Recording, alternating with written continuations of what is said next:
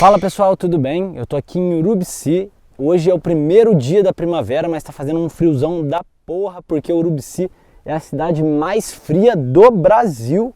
Esse inverno chegou a fazer menos 16 graus aqui e uma sensação térmica de menos 32 graus, porque aqui também venta pra um cacete. E o mínimo de sensação térmica que já chegou aqui nessa cidade foi de mais de menos 46 graus Celsius, a sensação térmica. Então você imagina, aqui todo ano neva, todo ano sem exceção neva. E aqui é uma cidade linda, tem muitos canyons, tem muita natureza, tem muito pinheiro, tem muita aventura radical também.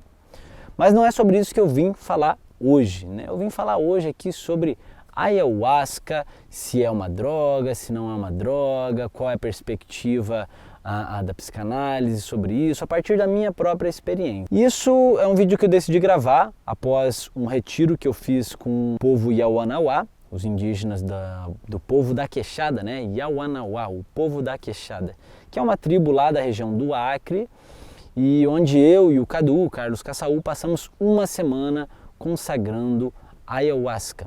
Esse retiro foi conduzido pela Rucharro, que muitos chamam de a primeira mulher pajé do Brasil. A Rucharro enfrentou um grande preconceito dentro da própria tribo por assumir esse papel de liderança feminina, de trazer cura, de trabalhar com as medicinas dentro da própria tribo. E iniciou um movimento muito belo da força feminina dentro de vários povos indígenas aqui no Brasil. E curioso que a gente estava nesse retiro na semana quando estava sendo votado o marco temporal da demarcação das terras indígenas. Então, cara, esse retiro foi feito numa força, assim, onde eu sentia toda a dor, toda a luta de 500 anos de resistência dos povos indígenas. Foi um trabalho muito, muito, muito forte. Mas eu tive algumas percepções que eu gostaria de compartilhar, porque muita gente mandou mensagem falando: como que eu faço para participar? Eu quero consagrar ayahuasca. Eu já gravei um vídeo falando sobre ayahuasca. Eu consagro ayahuasca com uma frequência regular há mais de 4 anos. E é uma ferramenta maravilhosa que já me trouxe muita clareza, que já me trouxe muita cura também, muitas decisões importantes na minha vida eu tomei sobre o efeito de ayahuasca, mas também tem muita gente que se perde dentro dessa medicina. Inclusive lá no retiro tinha muita gente que estava relatando episódios de dissociação da personalidade, de não saber o que era real, e isso é muito perigoso. Então eu vou trazer aqui a minha perspectiva, André, com a minha experiência nesses últimos 4 anos, com a visão dos meus estudos da psicanálise sobre isso e a visão de outros profissionais, outros psicólogos que também conduzem trabalhos de ayahuasca. O meu psicólogo, por exemplo, Felipe Bandeira, que foi aluno da Nise da Silveira, né, a primeira mulher psiquiatra do Brasil, e ele conduz uma casa de ayahuasca. Ele passou anos visitando o Acre, né, aprendendo lá diretamente na raiz sobre a medicina, e ele tem uma perspectiva muito interessante onde eu comungo de muitos pontos e trago também a minha opinião sobre isso, se a ayahuasca é droga ou não. Mas antes da gente falar sobre isso, eu gostaria de que você se inscrevesse aqui no canal, ligasse o sininho para que a gente pudesse continuar trocando sobre esses conteúdos acerca de filosofia, psicologia e espiritualidade. Antes de tudo, o que é ayahuasca? Ayahuasca é um chá com propriedades enteógenas, né? E hoje já existem muitos estudos científicos, ainda muito escassos, né? Mas já é um movimento que está se iniciando com uma grande força, estudos científicos acerca das propriedades medicinais da ayahuasca, inclusive para tratamento de transtornos mentais como depressão e ansiedade, com resultados e indícios muito promissores. Eu gostaria de trazer aqui um pouco da perspectiva junguiana, a partir também da minha visão, sobre o ayahuasca e o processo de desenvolvimento da consciência. Na psicologia junguiana, a meta última da vida humana é o processo de individuação, o processo do eu menor caminhando em direção ao eu maior, na linguagem da espiritualidade, do ego, a nossa parte limitada caminhando em direção ao self, a nossa parte ilimitada do consciente caminhando e abraçando o inconsciente, ou seja, um processo, a individuação é um processo de tomada de consciência. Visitar os seus traumas, as suas questões não resolvidas, tudo aquilo que não foi processado pela mente consciente e as suas potencialidades ainda não desenvolvidas, tudo aquilo que você poderia ser em ato, mas ainda não é em potência. Esse é o processo de individuação, um processo de ampliação da consciência. E o que uma medicina como a ayahuasca permitiria seria um processo de expansão da sua consciência, ou seja, de um mergulho no seu inconsciente de maneira consciente. Para a psicologia analítica junguiana, existem várias ferramentas para isso.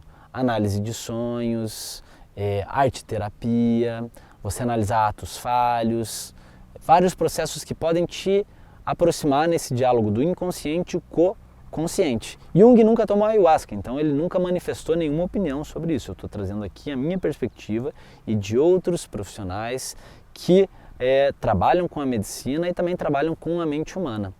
Então ela permitiria um processo de ampliação da consciência, um mergulho no nosso inconsciente a partir de uma perspectiva consciente. Há pessoas que podem discordar disso, mas o Jordan Peterson, que é um psicólogo canadense, que tem um trabalho incrível, ele fala dessas experiências catárticas, muitas vezes com o uso de determinadas substâncias, de maneira controlada, que vão permitir uma profunda mudança na personalidade humana, de maneira que às vezes com outros caminhos a gente não consegue de maneira tão efetiva, ou seja, são experiências tão profundas que trazem revelações tão significativas que naquele momento, a partir daquela experiência, a pessoa consegue ter uma grande mudança na sua personalidade e na sua experiência de mundo.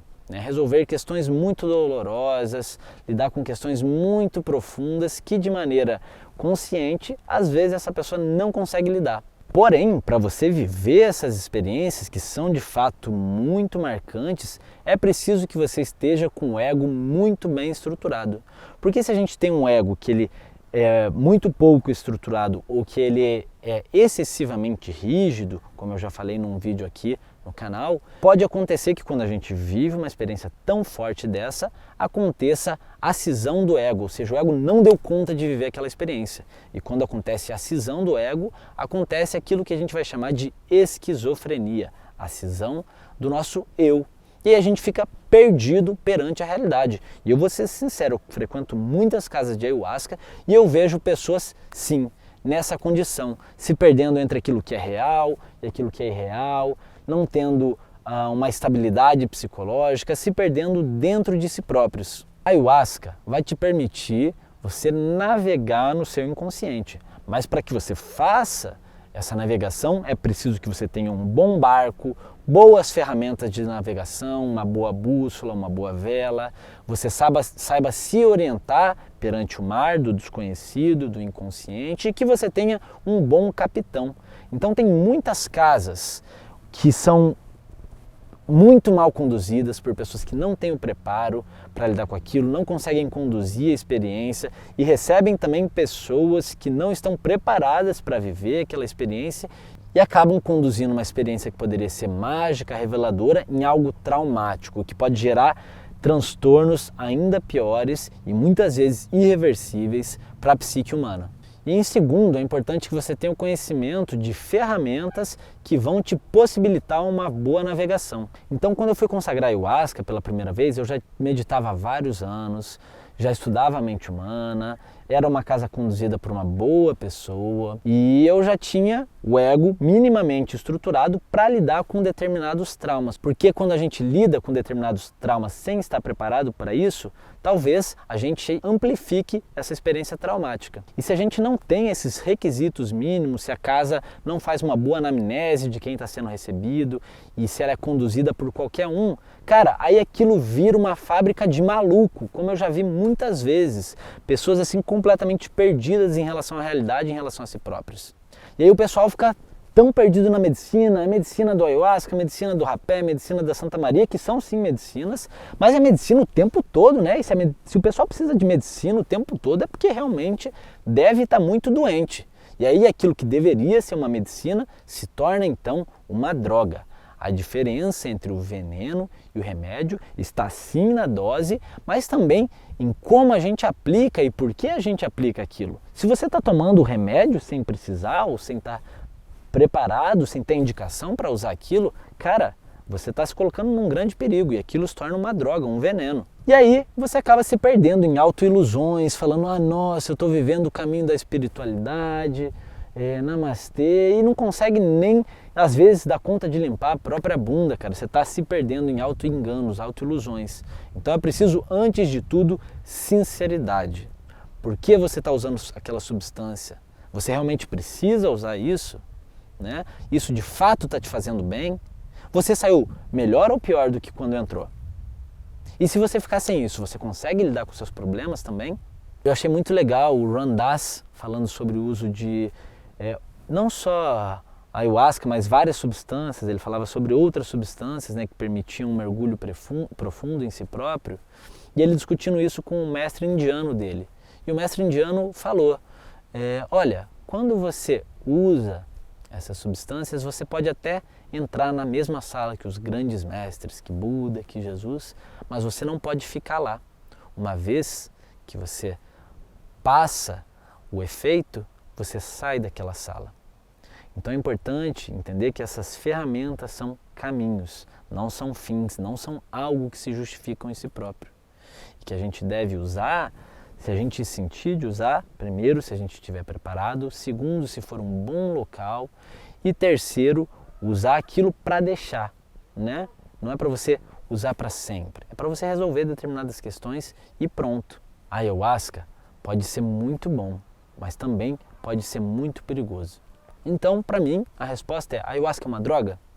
Depende de como e quanto e para que você usa.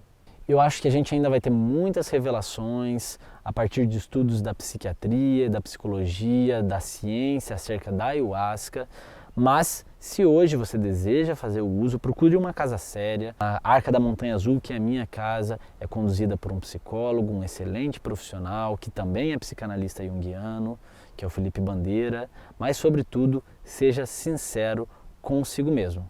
Eu vou ali agora tomar um pouquinho de ayahuasca, não estou brincando, né? Eu vou seguir viagem, mas se esse vídeo fez sentido para você, lembra de se inscrever no canal, ligar o sininho para que a gente possa continuar trocando com sinceridade. E vale dizer que você não precisa de nada e nem de ninguém para experienciar Deus. Om Tat Sat.